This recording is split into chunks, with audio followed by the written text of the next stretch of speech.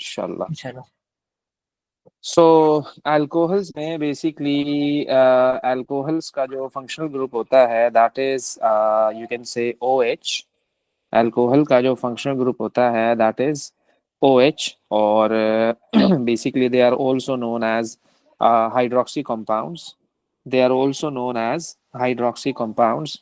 और अगर हम इनके कुछ फैमिली मेंबर्स की बात करें तो basically this is Ethan Sir, methanol alcohols ethanol। are also known as hydroxyl ions. क्या क्या क्या क्या? Ethanol what? Alcohol are also known as hydroxyl. Hydroxy compounds ये चाहता Okay. है ना। So they are also known as hydroxy hydroxy compounds. Okay जी, hydroxy compounds. तो चलें जी, थोड़ा सा तेज तेज चलूंगा, जब बीच में तुम अटको तो मुझे वहीं रोक देना। ओके, तुमने पहले ठीक है। पढ़ा हुआ है, आज एज अ क्रैश में आपको ये करवा रहा हूँ। सो कुछ ओके। फैमिली मेंबर्स हैं उनमें ऑल आ रहा है, मेथनॉल एथेनॉल प्रोपेनॉल ब्यूटानॉल। सो ये होमोलोगस सीरीज है। जैसे एल्केन को एल्केन होमोलोगस सीरीज को फॉलो करता है, ऐसे ये भी करता है। इसमें भी दो ग्रुप्स का जो डिफरेंस है दैट इज CH2, और उसमें भी जो दो ग्रुप्स का डिफरेंस था वो भी CH2 था। So they are same basically. Physical property की अगर मैं बात करूं तो याद रखिएगा, फिजिकल प्रॉपर्टी में they are liquids at room temperature और they are soluble in water. soluble इसलिए होते हैं क्योंकि they are going to make hydrogen bond with water. They are going to make they are going to make hydrogen bond with water. याद रखिएगा, hydrogen bond with water. और इसलिए बनाते हैं क्योंकि अल्कोहल का जो OH है, O is partial negative, H is partial positive, और वाटर भी पार्शियल पॉजिटिव और नेगेटिव है। Obviously this is polar. तो ये एक दूसरे को अट्रैक्ट करते हैं and finally they are going to make a bond that is called hydrogen bond. और हाइड्रोजन बॉन्ड की वजह से सॉल्युबिलिटी जो है ना वो इंक्रीज हो जाती है, काफी ज्यादा सॉल्युबिलिटी पे इफेक्ट पड़ता है due to the presence of hydrogen bond. Sir, आप ये अच्छा। फिर से रिपीट कर सकते हैं जो आपने लिक्विड हाँ एट रूम टेम्परेचर हाँ सॉल्वेंट हाँ वाटर। हाँ हाँ हाँ। बेसिकली हाइड्रोजन बॉन्ड बनाते हैं अल्कोहल्स वाटर के साथ। हाइड्रोजन बॉन्ड क्या होता है?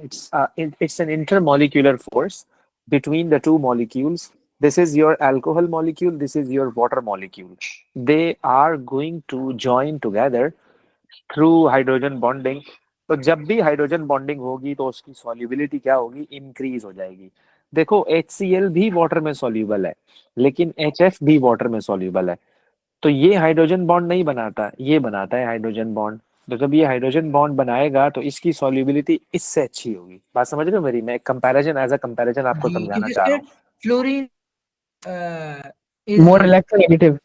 हाँ, इलेक्ट्रोनेगेटिव। उसमें तीन एलिमेंट्स ऐसे होते हैं जो हाइड्रोजन बॉन्ड बना रहे होते हैं, that is called phone.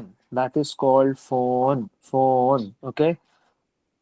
Okay. हाँ Fluorine, जी, oxygen, and nitrogen. Exactly. They have a good solubility compared to alkane and alkene due to hydrogen bonding. Alkane और alkene तो hydrogen bond नहीं बनाते ना, that's why इनकी solubility थोड़ी बेहतर Solid. होती है। लेकिन Sir, लेकिन but if लेकिन you want to make what's that called? Alkane soluble, then we can use ethanol, right? To make them soluble.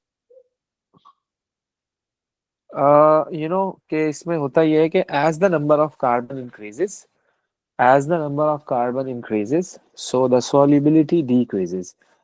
जब आपका नॉन पोलर पार्ट इंक्रीज होता है ना, जब आपका नॉन पोलर पार्ट इंक्रीज होता है ना, तो उसकी सॉल्युबिलिटी डिक्रीज हो जाएगी। वाटर किन चीजों को डिसॉल्व करता है? जो पोलर होती हैं, जो वाटर जैसी नेचर की होती हैं, like dissolve like. Polar polar में डिसॉल्व होता है, याद रखिएगा। पोलर पोलर में डिसॉल्व होता है, याद रखिएगा। पोलर पोलर में डिसॉल्व होता है। तो as the number of carbon increases, as the number of carbon increases, so the solubility decreases. So the solubility decreases. Okay. और मेल्टिंग और बॉइलिंग पॉइंट की अगर मैं बात करूं तो इसका मेल्टिंग और बॉइलिंग पॉइंट भी ज्यादा होता है। Again I would give the same reason. वो क्या है कि जो है कि ये हाइड्रोजन बॉन्ड बना रहे होते हैं। और दूसरा ये कि जैसे जैसे आप नंबर ऑफ कार्बन इंक्रीज करोगे, जैसे जैसे आप नंबर ऑफ कार्बन इंक्रीज करोगे, वैसे वैसे भी इंटरमॉलिक्यूलर फोर्स बढ़ती जाएगी, और as a result I can say कि उसका मेल्टिंग और बॉइलिंग पॉइंट क्या होता जाएगा, बढ़ता जाएगा। ओके। तो साइज भी इंक्रीज होता है ना? हाँ ऐसे ही है, सरफेस एरिया पर भी डिपेंड कर रहा होता है वो। ओके। वोलेटिलिटी की बात करूं अगर मैं, सो means that they evaporate eight room temperature.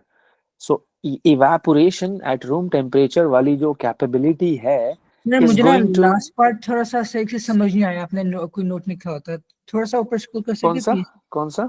ये लिखा हुआ है CH3OH, low melting point, low boiling point लिखा हुआ है। हाँ जी, low boiling point due to weak London force, क्योंकि इसमें नंबर ऑफ कार्बन एक ही है, इसमें ओके नंबर ऑफ कार्बन दो हैं, तो ओके, ऑब्वियसली इसकी जो ऑब्वियसली इंटरमॉलिक्यूलर मोर फोर्स है एनर्जी वो। रिक्वायर्ड, हाँ जी, मोर लंदन एग्जैक्टली। फोर्सेस। एग्जैक्टली। तो ओके। इसमें हाइड्रोजन बॉन्ड भी है ना?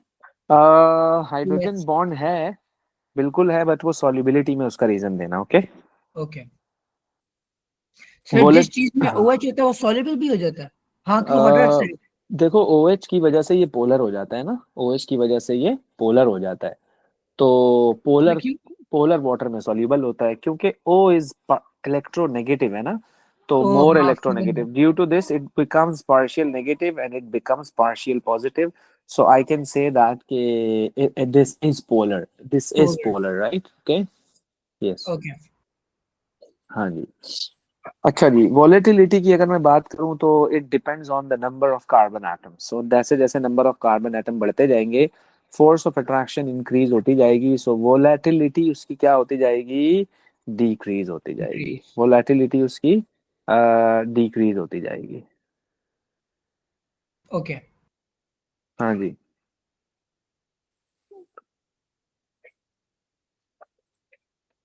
अच्छा जी, क्लासिफिकेशन की अगर हम बात करें तो तीन तरह के अल्कोहल्स आपको नजर आएंगे, एक प्राइमरी, सेकेंडरी और टर्शरी। प्राइमरी, सेकेंडरी और tertiary. What is the difference between these three? So इसमें दो हाइड्रोजन हैं, इसमें एक हाइड्रोजन है। वो कार्बन वो कार्बन जिसके साथ OH लगा हुआ है, वो कार्बन जिसके साथ OH लगा हुआ है, अगर उसके साथ दो हाइड्रोजन हो, सो दिस इज कॉल्ड प्राइमरी। और वो कार्बन जिसके साथ OH लगा हुआ है, अगर उसके साथ एक हाइड्रोजन हो, तो वो क्या होगा, सेकेंडरी होगा। हाइड्रोजन या कार्बन? हाइड्रोजन, हाइड्रो ये एक चीज को कंसीडर कर लो, एक चीज को कंसीडर कर लो, दो हाइड्रोजन तो प्राइमरी, एक हाइड्रोजन तो सेकेंडरी, और एक भी हाइड्रोजन नहीं तो टर्शरी। देख रहे हो ओके आप, ये तीनों आर ग्रुप्स हैं, तो means this is tertiary, this is tertiary. ये दो आर ग्रुप है तो मींस दिस इज सेकेंडरी, ये एक आर ग्रुप है तो means this is primary. Sir, ये ओके। आर ग्रुप क्या होते हैं वैसे? कोई भी है, कोई कोई भी को क्लोरीन हो सकता है? नहीं नहीं नहीं नहीं नहीं, क्लोरीन क्लोरीन का सीन नहीं, इधर इधर है वो तो कार्बन, एक्स कोई भी होता है। कार्बन कंटेनिंग, कोई भी कार्बन कंटेनिंग।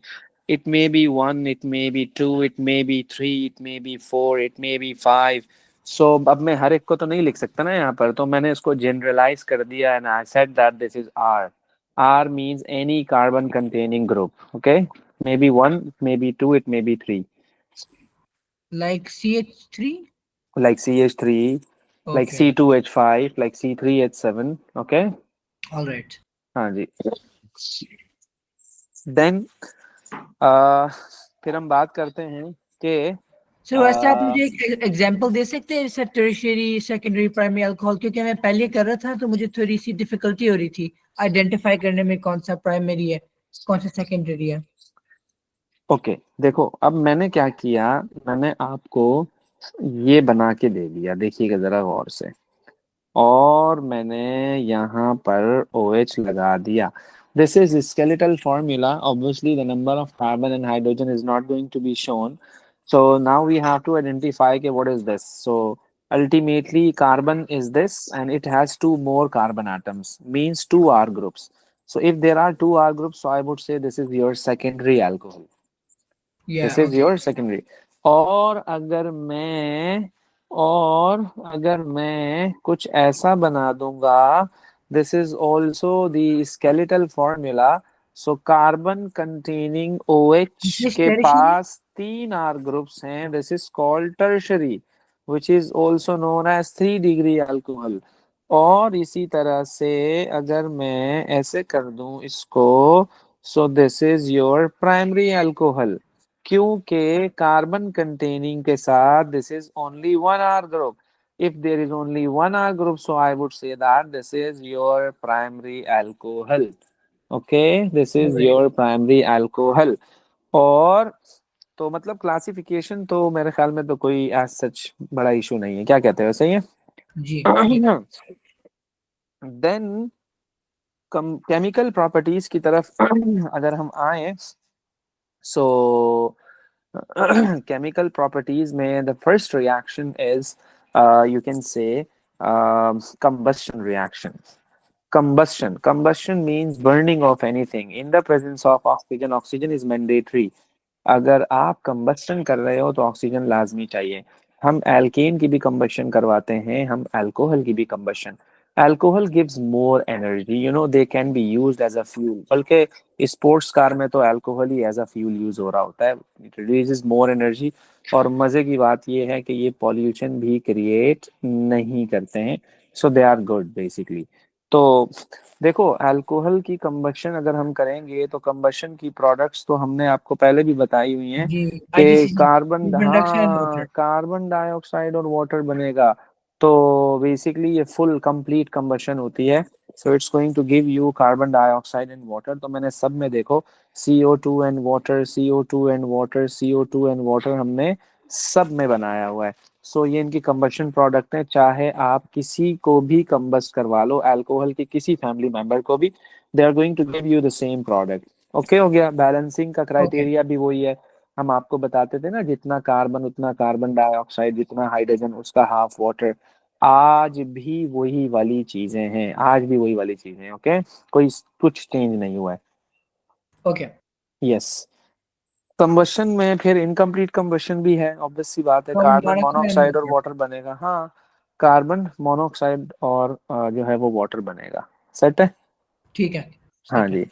फिर हम आते हैं फर्दर रिएक्शंस पर. तो फर्दर रिएक्शन में हमारे पास फिर प्रिपरेशन ऑफ अल्कोहल आता है. तो I need to prepare alcohol, so obviously उसमें क्या करेंगे हम के फ्रॉम एल्कीन. अगर मैं एल्कीन की हाइड्रेशन करवाऊं तो मुझे अल्कोहल मिलेगा. I need to prepare alcohol from alkene, so I need to do hydration. Hydration means addition of water. लेकिन कोई भी रिएक्शन जो है वो आप अपनी मर्जी से नहीं करा सकते हो कि कुछ भी करा और हो गया. No, you have to give particular conditions, otherwise they are not going to react with each other. तो इसकी conditions जो हैं वो ये हैं. H3PO4 as a catalyst use होगा. 350 degree Celsius you have to give the temperature, and 200 megapascal you have to give the pressure. Then the water is going to be added on your alkene and you would be getting your alcohol, that is ethanol. So ethene to ethanol, propene to propanol, butene to butanol, pentene to pentanol. So it depends on the number of carbon atoms that you have. तो आप अपनी मर्जी का alcohol बना सकते हो. But I told you an idea कि जब भी आप एल्कीन टू अल्कोहल जाओगे तो you would be using the same criteria. बात समझ आ रही है? जी सर, आप ये एक और फिर से बोल सकते हैं?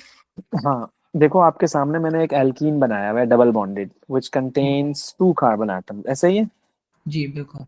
तो इसमें मैंने क्या किया, वाटर ऐड करवा दिया. वाटर ऐड मैंने कैसे करवाया? वाटर बोले तो HNOH, वाटर बोले तो HNOH.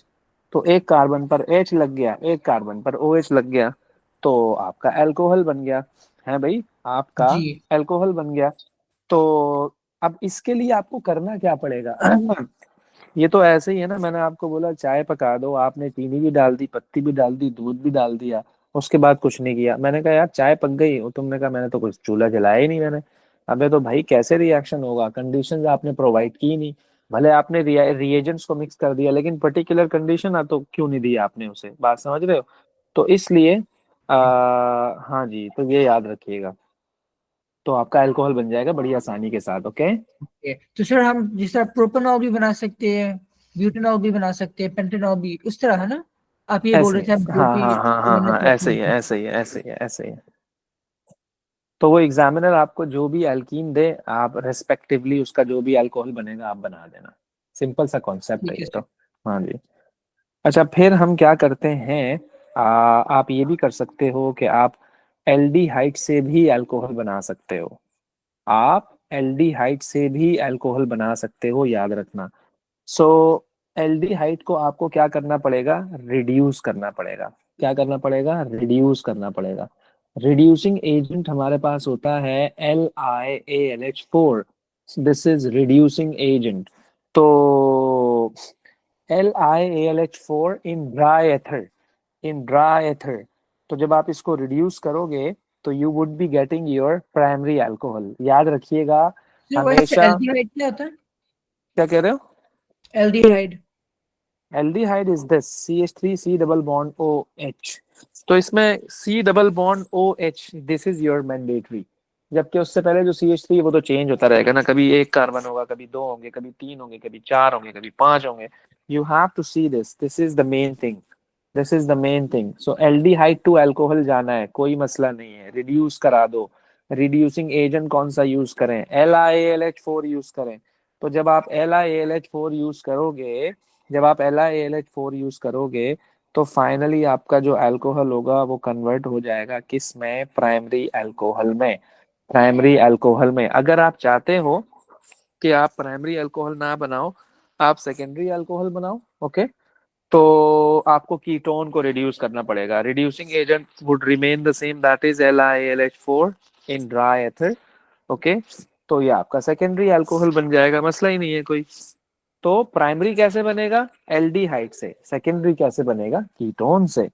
सर सेकेंडरी क्या, सेकेंडरी है क्योंकि इसमें दो कार्बन है बिसाइड्स द हाँ मतलब अल्कोहल वो, वाले हाँ जी कार्बन। हाँ जी ओके। हाँ जी, वो कार्बन जो OH कंटेनिंग है उसके आसपास में दो CH3 लगे हैं, तो दिस इज सेकेंडरी। और अगर आप चाहते हो कि कार्बोक्सिलिक एसिड को अल्कोहल बनाओ, अगर आप चाहते हो कि कार्बोक्सिलिक एसिड को अल्कोहल बनाओ, तो याद रखना आप दोबारा से उसको रिड्यूस करोगे।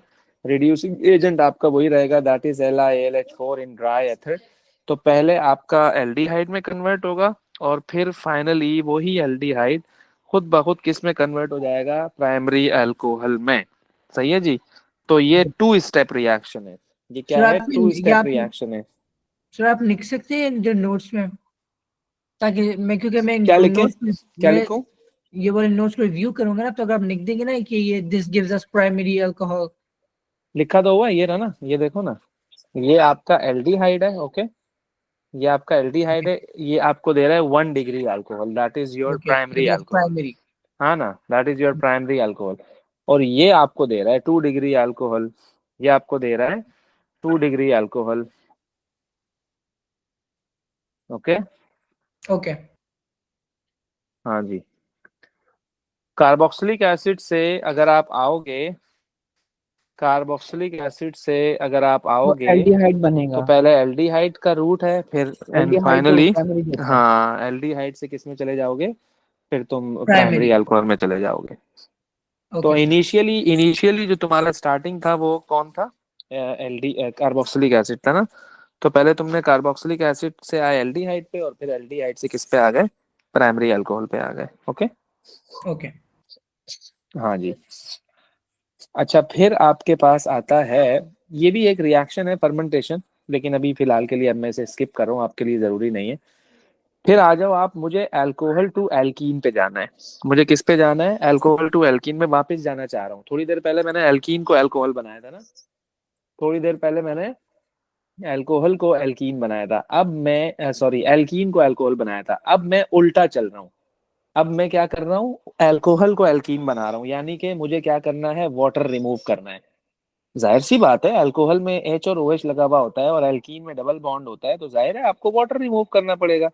तो आपको वाटर रिमूव करना है, means this is the dehydration of alcohol. This is what, the dehydration of alcohol, like removal of water. तो कोई आपको ऐसा सब्सटेंस चाहिए जो वाटर को रिमूव करे, डिहाइड्रेटिंग एजेंट चाहिए। सो डिहाइड्रेटिंग एजेंट आपका होता है concentrated sulphuric acid. Dehydrating agent आपका क्या होता है, कॉन्सेंट्रेटेड सल्फ्यूरिक एसिड। तो कॉन्सेंट्रेटेड सल्फ्यूरिक एसिड जैसे ही आप अपने अल्कोहल में डालोगे तो ऑटोमेटिकली आपके अल्कोहल में से वाटर रिमूव हो जाएगा और फाइनली वो किस में कन्वर्ट हो जाएगा, जो है वो एल्कीन में कन्वर्ट हो जाएगा। लेकिन तो ऐसे जो सल्फ्यूरिक एसिड होता है सॉल्ट तो नहीं होता? क्या नहीं होता? सॉल्ट? Sulphuric acid? नहीं नहीं, कुछ और होता है, कुछ और होता हाँ तो फिर ऐसी एसिड क्यों कह रहे हैं भाई, अगर ये सॉल्ट है तो। अच्छा एक चीज ये जरूरी है कि आपका जो अल्कोहल है ना, अगर आप उसमें से वाटर रिमूव करना चाह रहे हो तो आपके अल्फा कार्बन पर हाइड्रोजन होना चाहिए और बीटा कार्बन पर OH होना चाहिए। मतलब बोले तो लेट्स सपोज अगर ये OH है तो इसके साथ वाले कार्बन पर H होना चाहिए। तो क्योंकि है। ये दोनों मिल के वाटर बनाते हैं ना, ये दोनों मिल के वाटर बनता है, ऐसे तो नहीं है मतलब कुछ भी, मतलब खुद ब खुद वाटर रिमूव हो गया। अगर ये चीजें होंगी तो रिमूव होंगी अगर ना, वाटर होएगा तो रिमूव होएगा, है ना? ऑब्वियस सी बात है। तो एक पर्टिकुलर जगह पर होगा वो, मतलब वही बात आ गई कि कभी भी और कुछ भी, तो केमिस्ट्री सर है।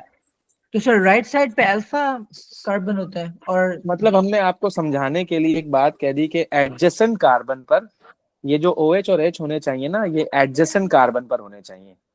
एक कार्बन पर H और एक कार्बन पर OH। मैं आपको मिसाल देता हूँ इसकी, ये देखो जरा। देखो मैंने क्या बोला कि यार ये इसका डिहाइड्रेशन नहीं हो सकता। आप मुझे बता सकते हो क्यों नहीं हो सकता? जी, क्योंकि जो हमारा CH3 है कार्बन के ऊपर, उसके सर हो सकता है ना, देखिए OH के एडजेसेंट H है कहाँ है बेटा? आपका।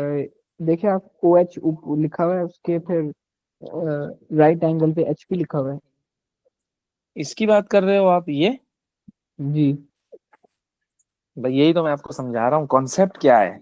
एडजेसेंट कार्बन किसे कहते हैं? इसका एडजेसेंट कार्बन कौन है? ये है ना, बात ओ को अच्छा। समझिए जरा। हाँ H N carbon not hydrogen, है ना सर? एग्जैक्टली, एडजेसेंट कार्बन पर हाइड्रोजन होना चाहिए। तो उस पे तो नहीं एडजेसेंट है। उस पे तो नहीं है, उस पे तो CH3 लगे हुए हैं, ऐसे ही है। जी। तो मैं कैसे रिमूव करूं वाटर को जब है ही नहीं हाइड्रोजन? OH तो है लेकिन हाइड्रोजन नहीं है। तो अगर आप इसमें सल्फ्यूरिक एसिड डाल भी दोगे ना तो कुछ भी नहीं होगा। क्या कहते हैं?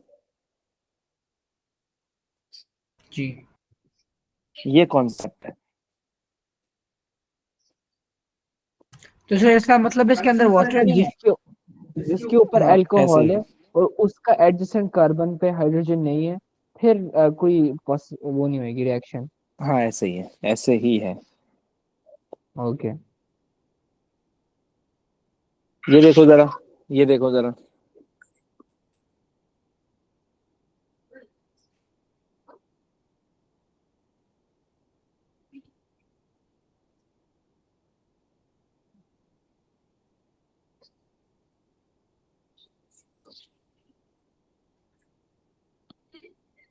ऐसे ही है। देखो समझ आ रहा है कैसे किया मैंने? ये इजी है। दिखा दे सर वो सर। डबल बॉन्ड स्विच हो गया। वो मैंने बताइए यहाँ पर दो पॉसिबिलिटीज के। देखो कभी कभार ऐसे ही बोलेगा ड्रॉ टू पॉसिबल प्रोडक्ट्स, तो होता ये है कि ये स्केलेटल फॉर्मूला है। देखो एडजेसेंट एडजेसेंट कार्बन पर हाइड्रोजन हो, चाहे आपका adjacent carbon right hand side पर हो, चाहे आपका adjacent carbon left hand side पर हो। कभी ऐसा भी होता है कि दोनों साइड पे हाइड्रोजन है, तो आप दो प्रोडक्ट बना सकते हो। इस वाले केस में ये H और OH चला गया, और इस वाले केस में यहाँ पर भी एक H है तो ये चले गए, तो यहाँ डबल बॉन्ड आ गया। तो मैंने ये समझाने की कोशिश की है, पॉसिबिलिटी अगर हो दो प्रोडक्ट बनाने की तो दो बना देना। एक प्रोडक्ट बनाने की पॉसिबिलिटी तो एक बना देना, जैसे कि इसमें भी पॉसिबिलिटी है। देखो आप सर आप लैग हो रहे थोड़े से। क्या कहते हैं?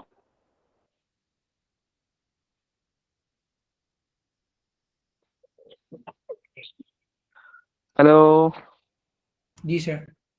हाँ तो आपको अगर ऐसा लगे कि दो पॉसिबिलिटी हो सकती हैं, दोनों तरफ से आप वो H और OH को रिमूव कर सकते हो, तो आप डबल बॉन्ड लगा दो। तो वो आपको कह देगा कि ड्रॉ टू पॉसिबल प्रोडक्ट्स। तो आप अपने स्ट्रक्चर को देख लेना कि आप क्या पॉसिबल प्रोडक्ट्स वहां पर जो है वो बना सकते हो। अगर लेफ्ट हैंड साइड वाले कार्बन पर हाइड्रोजन हुआ तो वो रिमूव कर देना, अगर राइट हैंड साइड वाले कार्बन पर हाइड्रोजन हुआ तो वो रिमूव कर देना, कोई मसला नहीं है। ओके। ओके हाँ जी। तो this is called dehydration of alcohol. This is called dehydration of alcohol. Okay, फिर हमारे पास आता है ऑक्सीडेशन ऑफ अल्कोहल। फिर हमारे पास क्या आता है? Oxidation of alcohol. देखो, अल्कोहल की जब आप ऑक्सीडेशन कराते हो, so you need an oxidizing agent. Oxidizing agent KMnO4 है या K2Cr2O7 है। ये दोनों ऑक्सीडाइजिंग एजेंट होते हैं। KMnO4 स्ट्रॉन्ग ऑक्सीडाइजिंग एजेंट है, K2Cr2O7 थोड़ा सा माइल्ड ऑक्सीडाइजिंग एजेंट होता है, लेकिन बोथ आर ऑक्सीडाइजिंग एजेंट्स। दोनों का कलर डिफरेंट है, बाकी काम दोनों का सेम ही है, कलर डिफरेंट है दोनों का। सो होता ये है इसके अंदर के अब आप देखेंगे कि आपके पास अल्कोहल कौन सा है। आप देखेंगे कि आपके पास अल्कोहल कौन सा है, प्राइमरी है, सेकेंडरी है या टर्शरी है। आप देखेंगे, क्योंकि हर एक का प्रोडक्ट डिफरेंट है। हर एक का प्रोडक्ट डिफरेंट है, याद रखिएगा, हर एक का प्रोडक्ट डिफरेंट है। ओके, 1 मिनट देना जरा मुझे, 1 minute. Okay sir.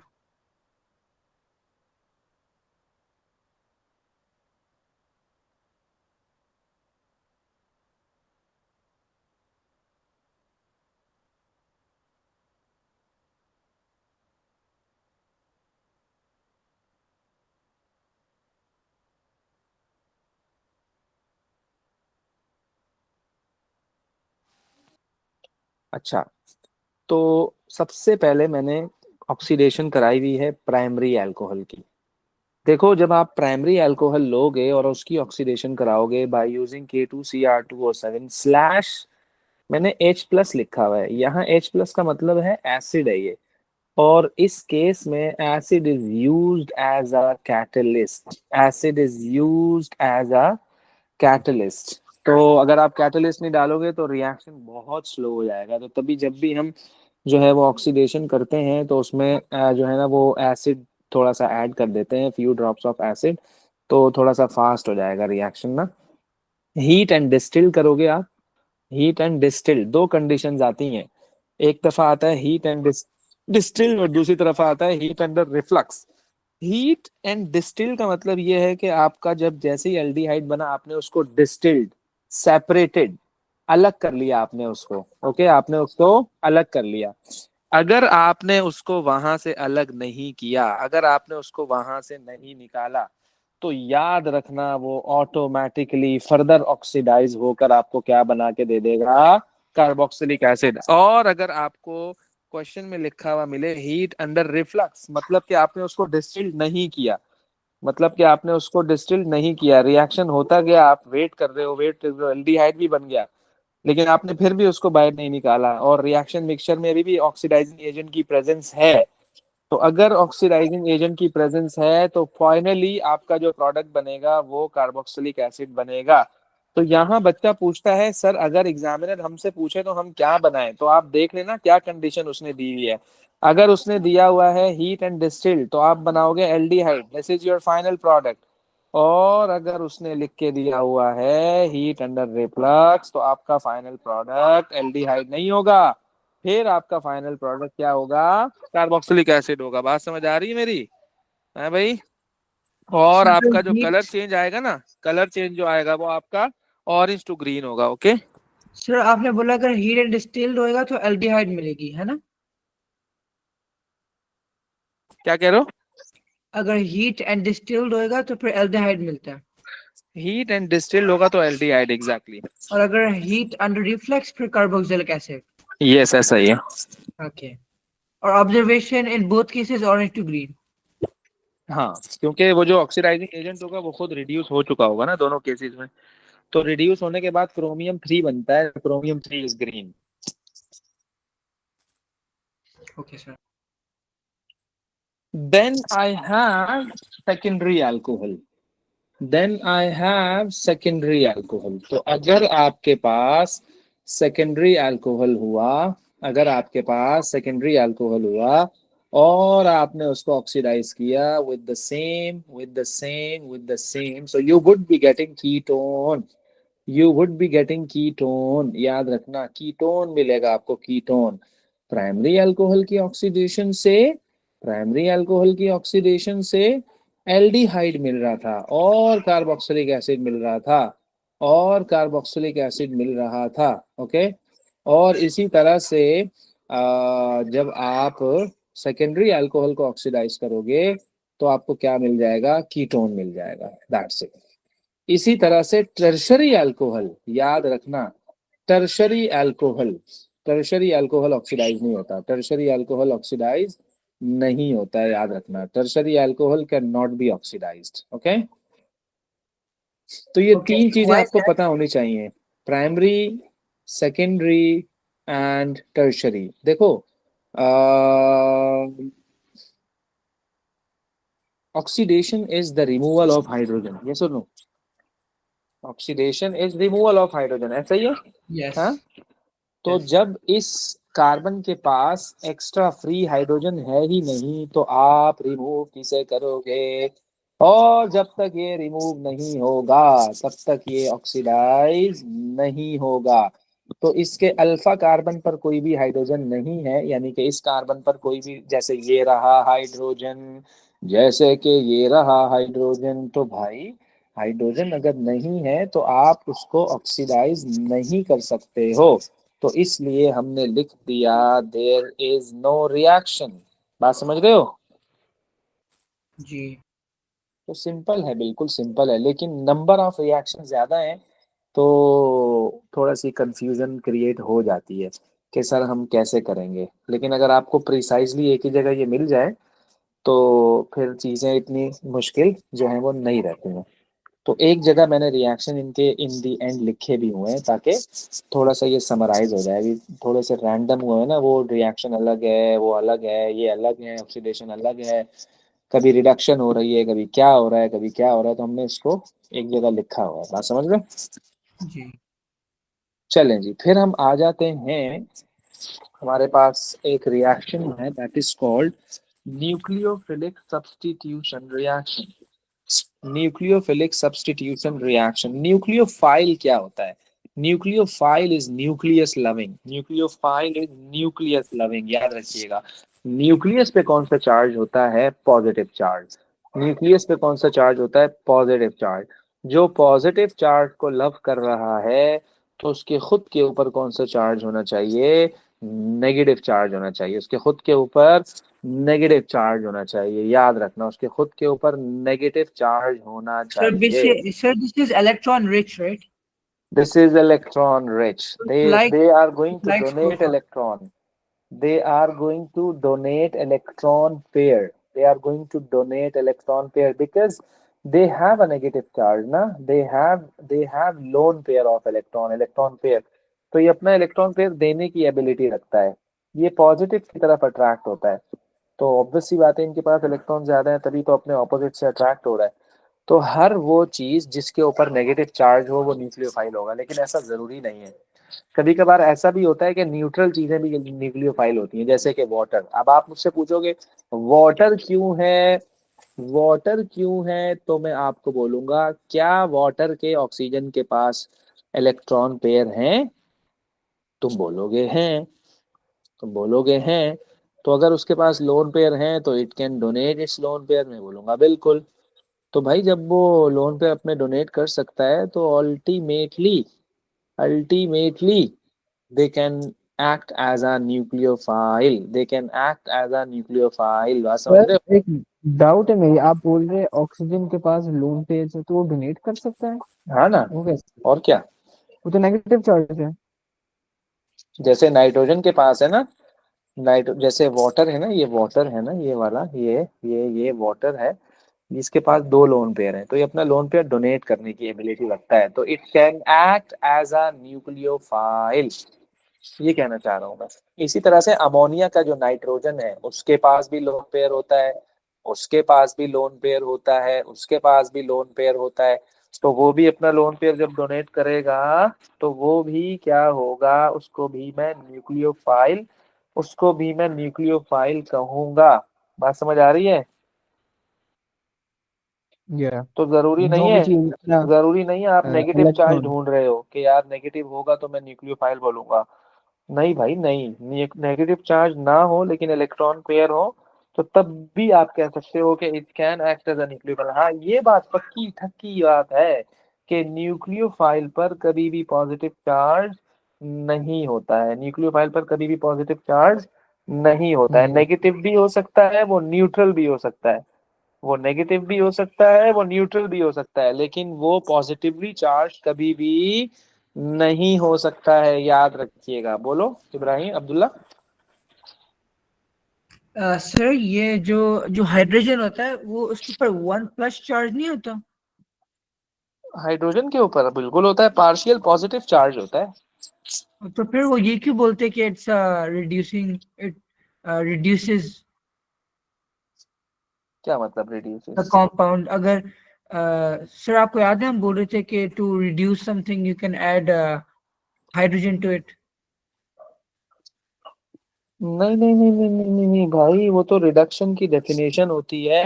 Reduction can be defined in many ways, addition of hydrogen, removal of oxygen, decrease in charge. Okay, sir तो हाउ वो तो अलग है यार। हाइड्रोजन? हाँ नहीं, न्यूक्लियोफाइल तो समझ आ गई है, वो तो मैं रैंडम क्वेश्चन पूछ रहा हूँ अपनी डाउट। हाँ, तो सर हाइड्रोजन रिड्यूस कैसे करता है? हाइड्रोजन थोड़ी रिड्यूस करते हैं, हम ये कहते हैं कि अगर कभी भी हाइड्रोजन ऐड हो रहा है तो आप बोलोगे कि ये रिडक्शन है। एडिंग हाइड्रोजन तो इज रिडक्शन। रिडक्शन की डेफिनेशन है एडिशन ऑफ हाइड्रोजन। इसका मतलब ये नहीं है कि हाइड्रोजन रिड्यूस कर रहे हैं, इसका मतलब ये नहीं है। वो तो आपको जो भी रिएक्शन दिया वो होगा तो इसलिए पर्टिकुलरली क्योंकि आप उसको फिर ऑक्सीजन। देखोगे कि यार उसकी ऑक्सीडेशन नंबर कहाँ से कहाँ जा रहा है, +5 से +2 पे जा रहा है, मतलब वो खुद रिड्यूस हो रहा है। जो खुद रिड्यूस हो रहा हो ऑक्सीडाइजिंग एजेंट होता है। वो तो केस टू केस वैरी करेगा कि आप किस कंडीशन को डिस्कस कर रहे हो, आप बात समझ रहे हो? जी सर, सर आपकी आवाज थोड़ी सी अनक्लियर आ रही थी। अब सही अनक्लियर है, आ रही।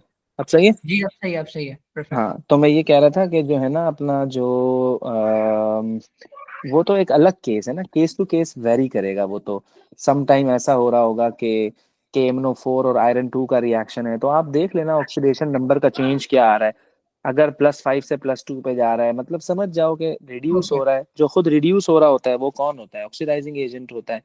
So it varies basically. ये तो फिर डिपेंड करेगा, जो हमें रिएक्शन देंगे तो हम उसको फिर आइडेंटिफाई कर लेंगे कि यार कहाँ ऑक्सीडेशन हो रही है और कहाँ रिडक्शन हो रही है। तो ऑक्सीडेशन नंबर आपको बहुत हेल्प करेगा इसमें ना, कि आप हर एक का ऑक्सीडेशन नंबर कैलकुलेट कर लोगे तो आपको एटलीस्ट इतना तो पता लग जाएगा ना कि वो रिड्यूस हो रहा है या वो ऑक्सीडाइज हो रहा है। Okay, okay. हाँ जी। तो फिर न्यूक्लियोफाइल का मैं आपको बता रहा था कि न्यूक्लियोफाइल पॉजिटिव नहीं हो सकता, बाकी न्यूक्लियोफाइल नेगेटिव भी हो सकता है, न्यूक्लियोफाइल पॉजिटिव सॉरी न्यूट्रल भी हो सकता है। सो मैं इसमें एक चीज ऐड करूंगा कि न्यूक्लियोफाइल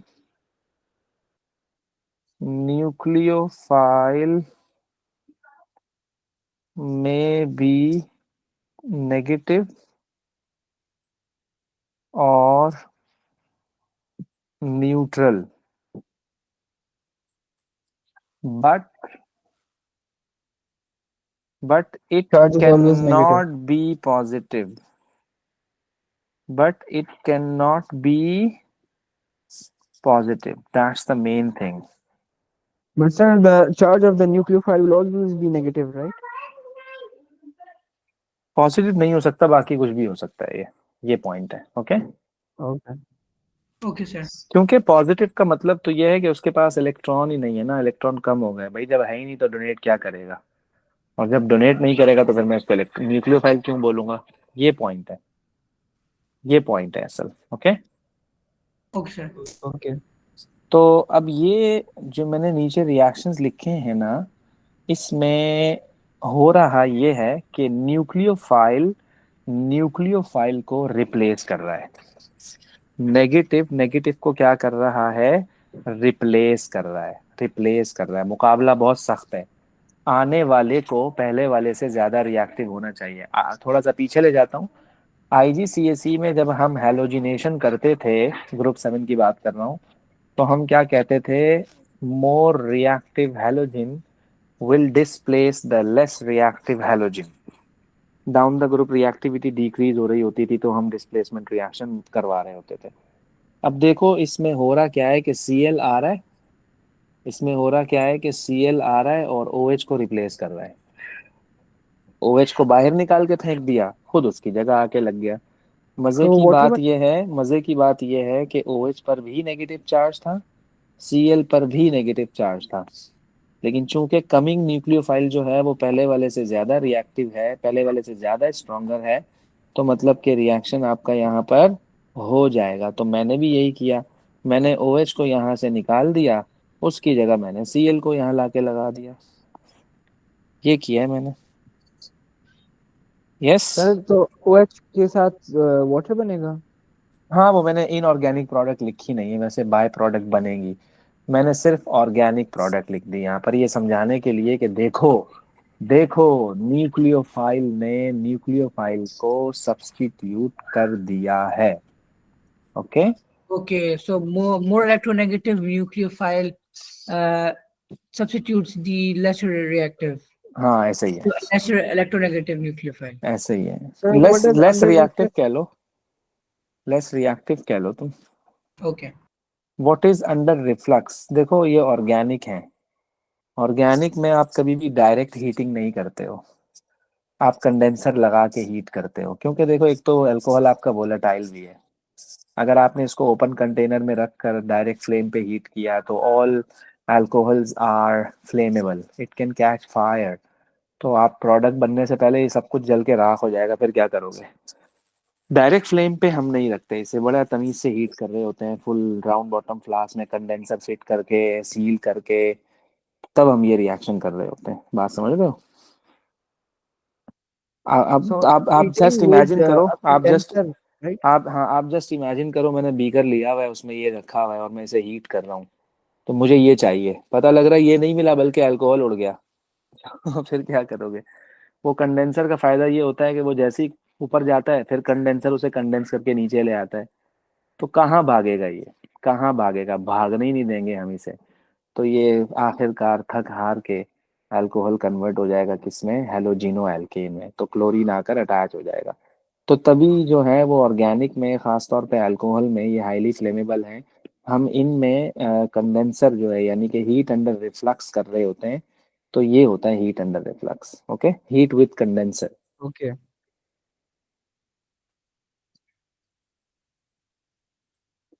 सर ज्यादातर ऑर्गेनिक कंपाउंड फ्लेमेबल होते हैं ना? ज्यादातर, मोस्टली। मेल्टिंग पॉइंट भी तो कम होते हैं ना ऑर्गेनिक मॉलिक्यूल्स के। पॉलीमर एक अलग कैटेगरी है, हम पॉलीमर की बात नहीं कर रहे हैं, उनके तो बहुत ज्यादा होते हैं।